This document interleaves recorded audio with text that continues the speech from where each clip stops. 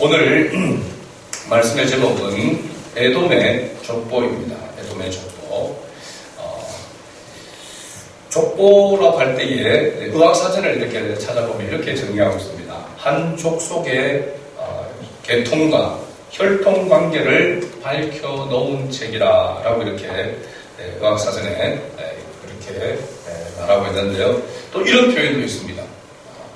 이전에 나왔던 문제를 모아 모범 답안과 함께 정리해 놓은 것. 이 족보는 주로 대학에서 선배들로부터 내려오는 족보를 말합니다. 시험 칠 때 족보를 이야기하고 있는 거죠. 그래서 족보라고 할 때 그냥 우리가 혈통, 또 계통, 관계 그런 부분들을 이야기하는 줄 알았지만 재밌게 거기 보니까 대학에서 선배들로부터 내려오는 시험 칠 때마다 내려오는 그것도 족보라고 이렇게 되어 있더라고요. 족보와 비슷한 유의어라고 해서 세보라고 이렇게 있습니다. 세보. 세보는 뜻이 뭐냐면 조상대대로 내려오는 혈통과 집안의 역사에 대한 기록을 모아 엮은 책, 그리고 자세하게 보고함이라고 이렇게 되어 있습니다. 오늘 창세기 36장에 에돔의 족보라고 기록하고 있는 이 족보는 세보라기보다는 그야말로 앞에서 이야기했던 족보, 계통과 혈통의 관계를 써놓은 그런 책이라고 이렇게 말할 수 있습니다. 에돔의 족보이지만 실제로는 에서의 족보죠. 에서의 족보. 그렇죠? 에돔은 에서의 별명입니다. 별명. 에돔이라고 하는 뜻이 뭐냐면 붉다라고 하는 겁니다. 붉다. 그렇죠? 에스가 태어날 때도 그런 부분이 있지만 이 에돔이라고 하는 이 땅, 그리고 에스가 거했던 이 땅도 붉다라고 해서 에돔, 에스의 별명이 됩니다. 우리가 이 창세기에서 쭉 살펴볼 때에 가끔씩 이게 족보가 나옵니다.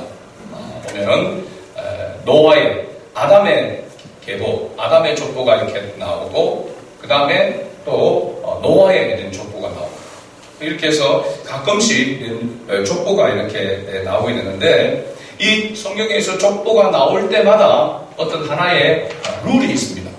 아니면 족보가 나오게 되면 반드시 어떤 한 사람을 드러내기 위해서 이 족보가 기록되어져 있다는 것입니다. 그래서 족보가 나오면 반드시 어떤 한 사람을 드러내기 위한 그런 목적 때문에 기록되었다라고 이렇게 보는 것이죠.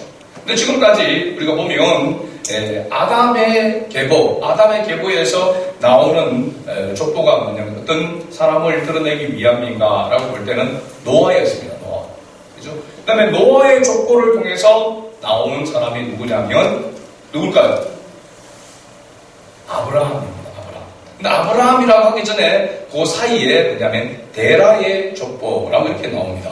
그죠? 데라는 아브라함의 아버지죠. 근데 실제적으로는 보면 노아의 족보에서 그 끝자락에 노아의 족보를 이야기하고 있는 그 목적은 뭐냐면 누굴 드러내기 위하냐면 아브라함을 드러내기 위함이다라고 하는 것을 알 수 있습니다. 그러면 아브라함의 족보를 통해서 누굴 드러내기 위하냐면 다윗입니다. 다윗. 그죠? 다윗을 통하여서는 누굴 드러내기 원하실까요? 예수 그리스도. 마태복음 1장 1절에 보면 아브라함과 다윗의 계보 예수 그리스도의 세계라라고 이렇게 마태복음 1장 1절에 그렇게 시작하고 있는 것을 봅니다. 그래서 이런 언약의 사람들, 하나님과의 언약의 사람들의 그런 계보, 이 족보가 나오게 될 때는 반드시 한 사람을 드러내기 위함인데, 그러면은 언약의 이런 사람의 계보에서 사실은 궁극적으로 드러내고자 하는 분은 바로 예수 그리스도다라고 하는 것을 알 수 있죠. 그래서 성경은 누구의 이야기냐면 예수 그리스도의 이야기다라고 이렇게 이야기합니다. 그런데 그것을 하나로 이야기할 때 우리가 역사라 이야기하잖아요. 역사. 그래서 역사는 영어로 히스토리잖아요. 히스토리. 그의 이야기다라고 했는데 바로 예수 그리스도의 이야기다라고 이렇게 말하는 것입니다. 그런데 오늘 독특하게 언약의 혈통이 아닌 에서의 족보가 나오는 것입니다. 언약에서 벗어난 사람이 바로 에서인데 이 에서의 족보가 나오는 거죠. 그렇다면 이 에서의 족보에서는 누구를 드러내기 위해서 이 에서의 족보가 이 36장의 한 장으로 이렇게 기록되어져 있는가? 그것은 바로 이 에서의 족보 다음에 나오는 부분을 보면 알 수 있겠죠. 바로 37장 1절과 2절을 보면은 우리가 알 수 있습니다. 37장 1절과 2절 같이 한번 읽어볼까요? 야곱이 가나안 땅, 곧 그의 아버지가 거류하던 땅에 거주하였으니 야곱의 족보는 이러하니라. 요셉이 17세의 소년으로서 그의 형들과 함께 양을 칠 때에 그의 아버지의 아들 비라와 실바의 아들들과 더불어 함께 있었더니 그가 그들의 잘못을 아버지에게 말하더라. 에서의 족보가 끝나자마자 등장하는 사람은 야곱입니다. 그죠? 야곱이 나오고 그 다음에 야곱을 통하여 누가 나옵니까? 야곱의 족보를 통해서 요셉이 등장하는 것을 우리가 볼 수 있습니다. 그리고 보면 우리가 이 창세기에서 야곱의 이야기가 굉장히 많이 나옵니다. 그죠? 그 뒤에 이제 37장부터 시작해서 요셉의 이야기가 많이 나오게 되지만 사실은 이 요셉의 이야기도 무엇과 연결되어 있냐면 야곱의 이야기와 연결되어 있다는 사실입니다. 그리고 보면 이 창세기에서 야곱의 생애에 대해서 굉장히 많은 비중을 차지하고 있다라고 이렇게 봅니다. 그건 왜 그렇게 그런 비중을 그냥 분량만 양적으로만 이렇게 많이 차지하고 있는 것이 아니라 질적으로 볼 때도 굉장히 중요하기 때문입니다. 그 바로 야곱을 통하여 이스라엘의 12지파, 이스라엘 민족이 세워지기 때문에 그렇습니다. 그래서 이 야곱에 대한 이야기가 계속해서 나오고 있는 것이죠. 근데 에서의 족보 뒤에 야곱이 나오고 야곱의 족보로 말미암아 요셉이 등장하게 되는데, 그렇다면 에서의 족보를 통해서 야곱에게 뭔가 말하고자 하는 의도가 여기에 기록되었다라고 이렇게 알 수 있습니다. 근데 에서의 족보를 통해서 우리가 몇 가지 특이한 것을 발견할 수가 있는데요. 첫째는 이 에서의 후손에서 우리에게 아주 익숙한 그런 족속이 나온다라고 하는 것을 발견할 수 있습니다. 36장 12절 말씀을 같이 읽어보겠습니다. 36장 12절 말씀 같이 읽습니다. 에서의 아들 엘리바스의 첫 딥나는 아말렉을 엘리바스에게 낳았으니 이들은 에서의 아내 아다의 자손이며 그렇습니다. 여기 누가 등장합니까? 아말렉이 등장하는 것을 봅니다. 그렇죠? 이 아말렉은 이스라엘 백성들이 출애굽했을 때에 가장 먼저 이스라엘 백성을 공격했던, 그죠? 그 족속이 바로 이 아말렉입니다. 아마 그 당시 이 아말렉이 족속이지만 많이 번성하고 번창해가지고 강력한 그런 힘을 가진 그런 족속이었기 때문에 그 이스라엘을 공격하게 되었다라고 이렇게 볼 수 있죠. 출애굽기 17장 6절에서 8절에서 16절에 보면은 이 아말렉과의 전투가 나옵니다. 여기서 기억에 남는 그런 부분이 모세가 산에서 손을 들면 이스라엘 백성이 전투에서 승리를 하고 모세의 손이 내려오면은 아말렉이 또 이기고, 그래서 모세의 양손을 누가 붙들게 됩니까? 아론과 훌이 붙잡아서 손이 내려오지 않도록 할 때에 여호수아가 앞장서서 이 아말렉 족속을 진멸하는 그런 모습을 볼 수가 있습니다. 그래서 이 아말렉과의 전투는 이스라엘 백성들에게 엄청난 그런 영적인 교훈을 가져다 주고 말하고 있고, 오늘 우리 살아가는 우리에게도 그와 같은 영적인 교훈을 주고 있습니다. 그건 뭐냐면 우리의 적은 멀리 있지 않다는 사실입니다. 멀리 있지 않다는 사실이죠. 그래서 또 언제나 가시처럼 우리가 약할 때마다 찌르는 그러한 요소로 바로 나타나고 있다라고 하는 것이죠. 우리의 삶 가운데 이 아말렉과 같은 그런 존재가, 그러한 일들이 누구에게나 있다라고 하는 사실입니다. 근데 이 전쟁 가운데에서 승리할 수 있다라고 하는 것은 모세가 하나님을 향해서 손을 들었던 것처럼 하나님의 은혜가 아니고서는 이 영적 전투 가운데서 우리는 절대로 승리할 수 없다라고 하는 그런 교훈을 이 아말렉과의 전투 가운데서 하나님께서 우리에게 교훈하고 있는 것이죠. 자, 이 이스라엘 백성들에게서 늘 가시 같은 족속인 이 아말렉이 이 탄생되는 그런 모습을 보게 되면, 나오는 그 모습을 보면은 아말렉이 바로 에스의 아들 엘리바스의 첫 딥나를 통해서 낳은 아들이다라고 그렇게 말하고 있습니다. 이스라엘 백성들에게 늘 상처를 주고 고통을 주는 그러한 대상이 바로 이 아말렉인데, 이 아말렉이 보면은 출현하는 그런 모습을 보면서도 그러니까 이렇게 올바르지 않는 첫 딥나를 통하여서 이 아말렉이 태어났다라고 이렇게 이야기합니다. 이 에서의 후손들을 보게 되어지면 에서의 후손이 하나님의 언약과 멀어졌다라고 하는 것을 알 수 있는 것이, 에서는 결혼할 때 아내를 맞이할 때부터 가나안 족속 중에서 아내를 맞이했습니다. 특별히 가나안 족속 가운데서 헷 족속과 히비 족속에서 각각 그 딸들을 아내로 삼았습니다. 그리고 여러분 기억날지 모르겠지만 이 에서가 가나안 이 족속의 이 딸들이 이 아버지 이삭을 잘 공경하지 못한 것을 보았다고 했습니다. 그렇죠? 그런데 그것을 알고 이 이스마엘의 딸 가운데서 이 에스가 아들을 취했던 것. 그래서 보면은 느바요스의 누이 이스마엘의 딸 느바요스의 누이 바스맛을 아내로 맞이하였다라고 이렇게 이야기하고 있습니다. 그러니까 이 에서는 언약 밖에서 가정을 이루고 또 민족을 이루어서 언약의 백성을 괴롭히는 그런 바로 존재가 되었다라고 하는 것을 말해주는 것입니다. 그러니까 우리가 언약 안에, 하나님의 말씀 안에, 하나님의 은혜 안에 머문다라고 하는 것이 얼마나 중요한가라고 하는 것을 보여주고 있는 것입니다. 그런데 이 에소의 자손들 가운데 하나의 특징이 있는데, 그것은 이 후손들이 굉장히 번성하였다는 사실입니다. 에소의 후손들.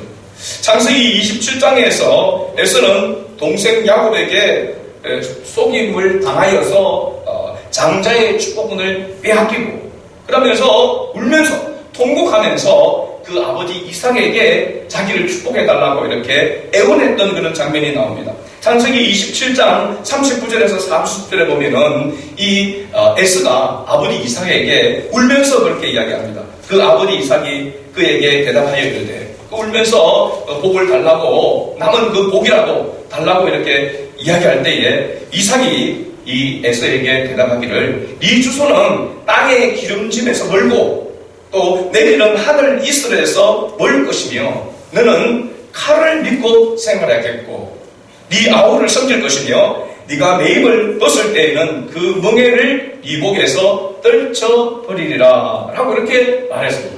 이삭이 에서에게 말한 것은, 대답한 것은 크게는 두 가지입니다. 하나는 뭐냐면, 너는 뭘 믿고 살겠고 칼을 믿고 살겠고, 또 하나는 네 아우를 섬길 것이며 라고 이렇게 말하고 있는 것입니다.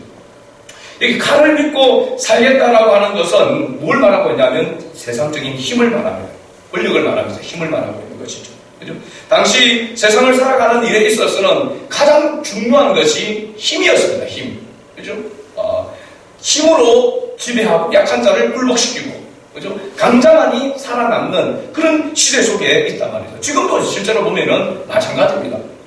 이 세상을 좌지우지하고 이끌어가는 그런 나라, 그런 사람은 힘에 의해서 좌우된다라고 그렇게 볼 수가 있습니다. 바로 이 에서가 이러한 힘을 가지고 있었기 때문에 에서는 엄청나게 번창했다라고 하는 것을 알 수 있습니다. 우리가 에서의 족보를 가만히 살펴보면요, 에서가 낳은 그 자손들이 하나같이 뭐가 되냐면 족장들이 됩니다. 족장이 될 뿐만 아니라 또 뭐가 되냐면 왕들이 됩니다. 족장과 왕들이 됩니다. 얼마나 번성해 갔는지를 알 수 있죠. 창세기 36장 우리가 31절 말씀에 보면은 이렇게 기록하고 있습니다. 같이 읽어볼까요? 이스라엘 자손을 다스리는 왕이 있기 전에 에돔 땅을 다스리던 왕들은 이러하니라 라고 이렇게 왕들의 그게 나오죠. 이스라엘 민족은, 바로 야곱의 자손들은 아직까지도 왕이 없는 그 시대에 이 에돔, 이 에서의 후손들은 벌써 뭐냐면 왕들이 많이 나왔다라고 이렇게 말하고 있는 것이죠. 족장들뿐만 아니라 왕들도 많이 이 후손들을 통해서 나왔다는 겁니다. 자, 이런 부분을 우리가 보면서 우리가 가끔씩 그리스도인으로 우리가 이 땅을 살아갈 때에 시험에 들 때가 있습니다.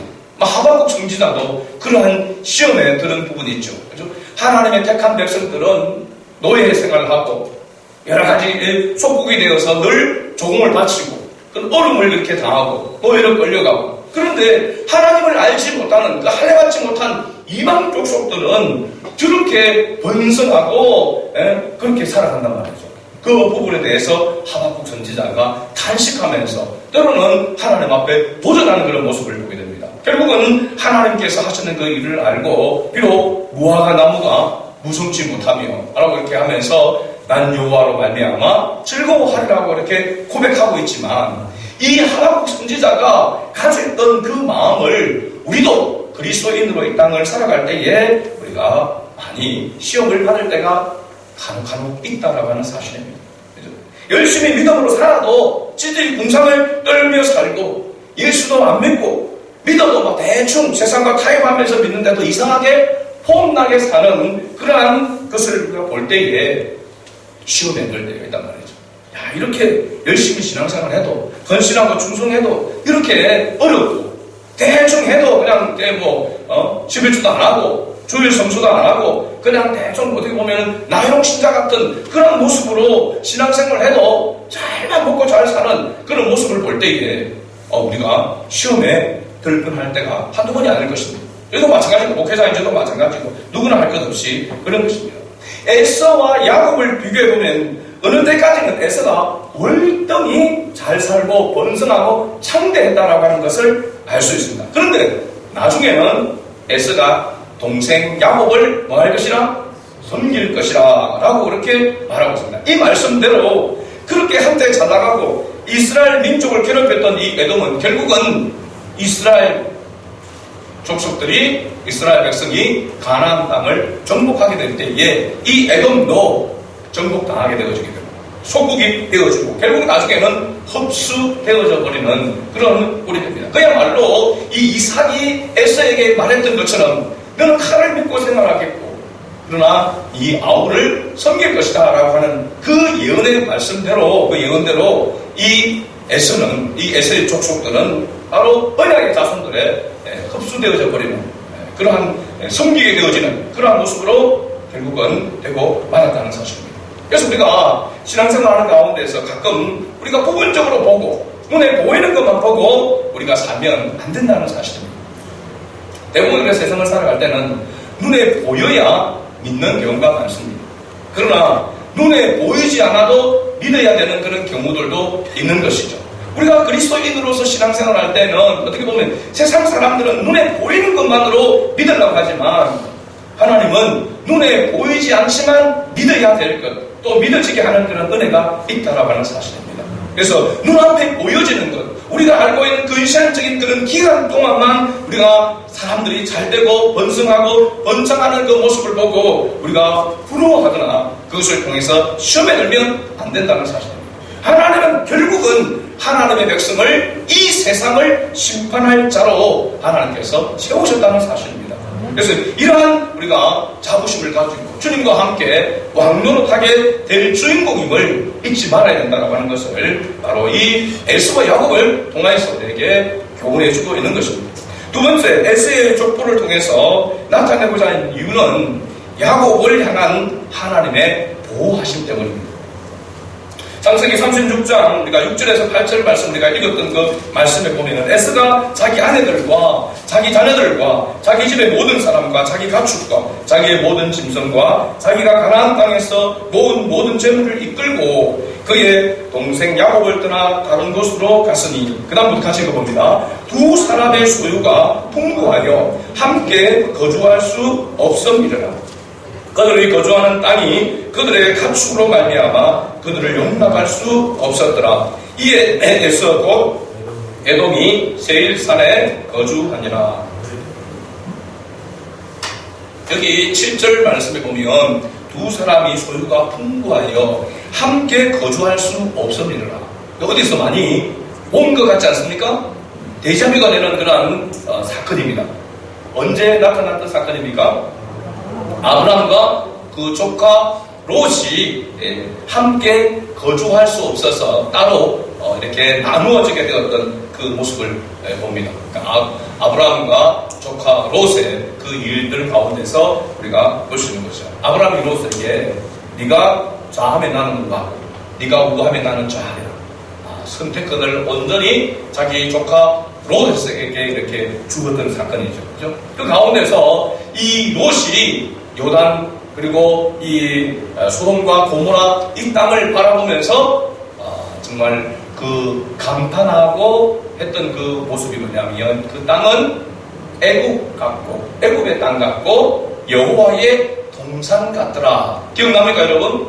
애굽 땅 같고 여호와의 동산 같더라. 우리가 이렇게 생각하면 애굽 땅이 그만큼 풍요로웠다라고 하는 것을 알 수 있고 여호와의 동산이 그만큼 풍요로웠다라고 하는 것을 이야기하는 거 보면은 별로 여기에서 뭐 문제가 될 게 없이 보입니다. 그런데 실제로 보면은 애굽의 그 풍요함, 애굽과 여호와의 동산은 사실은 비교 불가능한 것입니다. 비교 불가능한 것이죠. 그렇죠? 왜 그렇습니까? 애굽의 풍요는 사람에 의해서, 세상에 의해서 만들어진 것이고 여호와의 동산은 하나님의 통치와 다스림 안에서 이루어지는 것입니다. 그런데 롯의 은혜는 무엇을 보였냐면 애굽의 그 풍요와 여호와의 동산이 같아 보였다는 사실입니다. 이게 뭘 이야기하고 있냐면 우리가 마치 세상의 풍요와 즐거움이 하나님이 주신 그런 축복으로 착각할 수 있다라고 하는 것입니다. 그렇죠? 그래서 우리가 한때 우리나라도 마찬가지로 공 잡는 게 매라 이런 식으로 일단 잘 살면 풍요해지는 그것이 다 하나님이 주신 복이라고 했습니다. 그래서 가난하고 힘들고 어려우면 뭔가 하나님께 가로막힘이 있는 건 아닌가 이렇게 하고 죄악시 생각하는 그런 모습이 있었습니다. 그런 IMF 터지면서 그렇게 잘 나가던 회사들이 막 무너지고 그렇죠? 기업이 무너지고 여러 가지 이런 그리스도인들이 직분을 떠나서 모두가 다 이렇게 힘들고 어려운 그런 상황에 떨어지게 되었을 때에 이것이 또 다가 아니구나 라고 하는 것을 알게 되는 거죠. 세상이 주는 것은 마지막에 결국은 썩어 없어질 것이라고 성경은 분명히 말하고 있습니다. 그러나 하나님께서 주님께서 주시는 은혜와 복은 영원한 것인 줄로 믿습니다. 그래서 우리가 이러한 가치관을 가지고 살지 않으면 어느 길로 가게 되느냐면 에서의 길로 가게 된다는 사실입니다. 이 에서의 족보와 야곱의 족보에 대해서 성경에 우리에게 이렇게 기록하고 놓은 것은 우리가 하나님의 자녀로서 언약의 자녀로서 하나님 안에 머물 것인가 아니면 그 언약의 밖을 벗어나서 살아갈 것인가 라고 하는 것을 우리에게 교훈하고 있는 그런 말씀인 것입니다. 내 뜻대로 내 생각대로 세상의 가치관과 수평을 맞춰서 그것을 쫓아가려고 하는 그 힘을 얻기라고 하고 돈의 힘, 권력의 힘, 세상 명예의 힘 그것이 다한 줄 알고 그것을 쫓아가는 길은 바로 에서의 길이다라고 이렇게 말하고 있습니다. 그러나 그 길은 영원하지 않다라고 하는 것을 말해주고 있는 것이거든요. 야곱의 그 길, 야곱의 길이 어떤 길입니까? 앞으로 요셉을 통해서도 나오지만 계속해서 힘들고 어려운 그런 길입니다. 그래서 야곱이 마지막에 바로왕 앞에 섰을 때 그렇게 고백했잖아요. 자기의 살아온 그 130년의 세월이지만 험악한 세월을 보내었다라고 이렇게 말하고 있거든요. 하나님의 언약의 백성으로서 하나님의 뜻 안에서 살아가는 그 삶이 험악한 삶이었습니다. 그런데 우리가 여기서 가만히 생각해 보면 에서는 그러면 노력하지 아니하고 그런 것들을 차지했는가? 그렇지 않습니다. 죽을 각오를 하고 그 길로 달려가서 번성하고 번창했던 것입니다. 그럼 야곱은 하나님을 늘 바라보고 하나님의 뜻 안에서 늘 순종하며 나아갔던가? 보면 그렇지도 않습니다. 야곱을 보면은 조금만 틈만 있으면 자기 뜻대로 살아가려고 하는 것이죠. 막 어려움을 겪어서 도저히 자기 힘으로는 할 수 없는 그 순간에 하나님이 나타나셔서 말씀하시는 그때서야 순종하고 야곱도 자기가 대단한 그런 순종을 하고 대단한 그런 하나님 앞에 헌신을 해서 하나님이 그렇게 보호하시고 지켜준 것이 아님을 알 수 있습니다. 그러면 뭘까요? 야곱이 언약 안에서 살아올 수 있었던 것은 전적으로 하나님의 은혜라고 하는 사실입니다.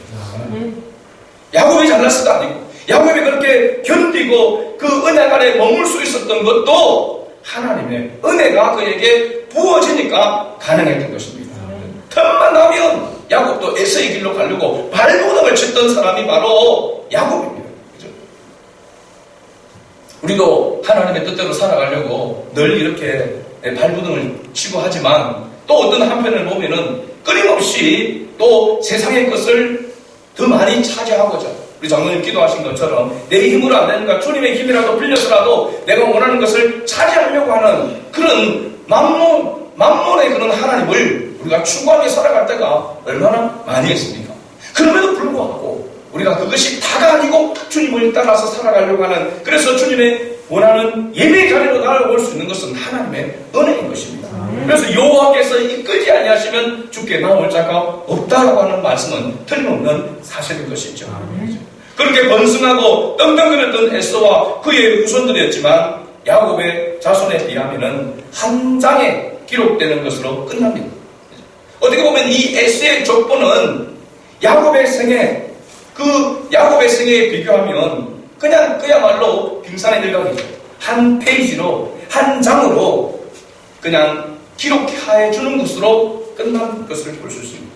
이 에서가 하나님의 언약을 떠나서 자기의 길로 감으로 인해 가지고 이스라엘 백성, 언약의 백성을 괴롭히고 결국은 사라지게 되어지는 바로 그와 같은 족속이다라고 하는 것을 성경은 보여주기 위해서 기록되어져 있다라고 하는 사실입니다. 그러나 야곱의 생애와 그의 뒤를 이은 요셉의 이야기는 얼마나 많은 분량을 차지하고 있고 하나님께서 나타나셔서 말씀하시고 도우시는 그런 역사, 하나님의 역사가 얼마나 많이 기록되어 있는가라고 하는 사실입니다. 오늘 우리의 인생을 우리가 하나의 족보로 이렇게 역사로 이렇게 개인적으로 우리가 기록하게 된다고 할 때에 내 생애 가운데서 우리 가정에서 하나님의 역사하심이, 하나님의 함께 하신 그런 흔적이, 하나님의 돌보시고 역사하신 그런 흔적이, 그러한 역사가 얼마나 있는가라고 하는 것은 굉장히 중요한 것입니다. 번성하게 원하는 대로 마음껏 살아왔는데 하나님의 역사가, 하나님의 도우시는 그 은혜가 없는 그런 삶이라고 한다면 바로 에서처럼 한 장으로 그 모든 그 후손들이, 그 창대하고 그 번성했던 그 후손들이 한 장으로서 기록되는 것으로 끝날 수 있다라고 하는 것입니다. 말씀의 결론을 맺습니다. 여러분은 어느 족보에 기록되기를 원합니까? 하나님의 언약의 족보 안에 기록되기를 원합니까? 아니면 세상의 그 힘의 족보에 기록되기를 원합니까? 언약의 족보에 기록될 뿐만 아니라 언약의 사람으로 우리가 주님과 함께 동행하는 삶을 추구해야 될 줄로 믿습니다. 세상은 여러분 가면 갈수록 에스의 길로 우리를 유혹하게 될 것입니다. 하루에도 수십 번씩, 그죠? 매일매일 어떻게 보면은 에스의 길로 가자고, 에스의 길로 가고 싶어 하는 그러한 유혹들이, 그러한 모습들이 우리에게 계속해서 닥쳐오게 될 것입니다. 언약의 사람으로서 힘들고 어려워도 약속의 말씀을 따라서 주님과 함께 동행하는 삶을 살아가기 위해서 주님의 은혜를 구하고 주님 앞에 겸손히 엎드려 나아가는 그런 우리 성안의 가족들이 될 수 있기를 주의 이름으로 축복합니다. 아멘.